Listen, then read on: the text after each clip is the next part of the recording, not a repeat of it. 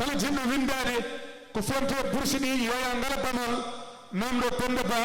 ma jomur winde hen wayra joni e mabbel yimbe do goro par goro kala jinno haalde jogido kongol non napudo haalde bandirabe bismillah non tigi teddungal Alassane Guissé kanyum ne yettima do ene dum non bismillah ma Seydi Guissé joni en ben joni jeheten koy Farba Mbaye omondo en Hamdou Farba bismillah ma Farba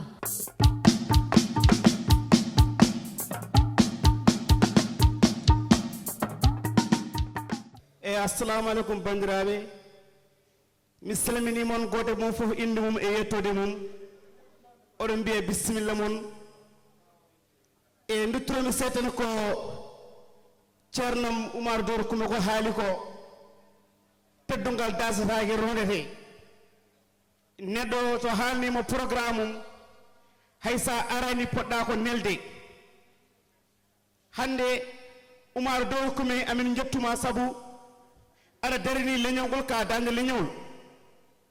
aɗa yiɗi leñol ngol aɗa yiɗi pular ko ɗum tagi hande nodduɗa erago mbiɗa yo ngar ñalawma dendiragal no way weldini goto mo fof no nando e erago ngol fonno ko arde tawtere ñalawmo saabu dendiragal en weeli ɗum noon Oumar amin jettuma kadi amin ñaago Allah yo Allah junno balɗe ɗe ane wondiɓe ma e gonɗoɗa e sala fof ko mo neli ɓe to jeehi tamine yo jettin sabu tawi to tawino politique nodduno hande sala fo heewar del gofo yiɗi yeede hen ɗum noon enen haaltoreɓe jaggodiren tinnoɗen ganden hay leñol goro ɓurani men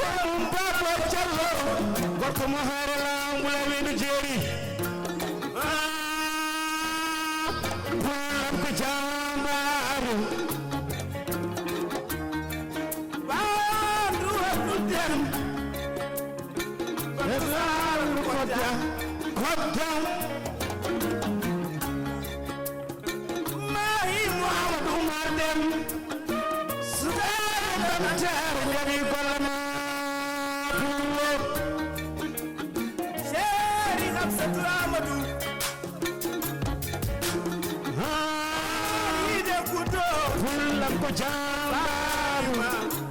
Seydou Nour Hamdou Abdourahmane yaay mum Baba Aïcha oh ile jawajam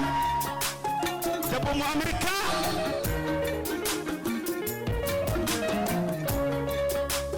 fulɓe durmo bobo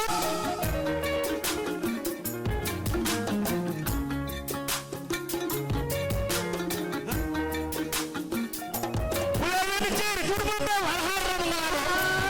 dem dono Amadou Oumar Bokara Fullam ko jambaru jamima Samba Tuubi Jallo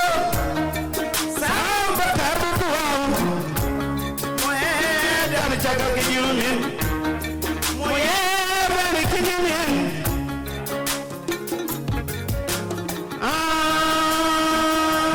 Fullam ko jambaru Pullami Allah suure gorko mum Bulay Wendu jeeri algalo wendu waalo beelu nguddu koora malal sambe yere lote wuro ceerno sam siddini ba wuro manano jidorno Ibrahima Mamadou Mutta ba aha on ko gorko haare law gorko mum mantu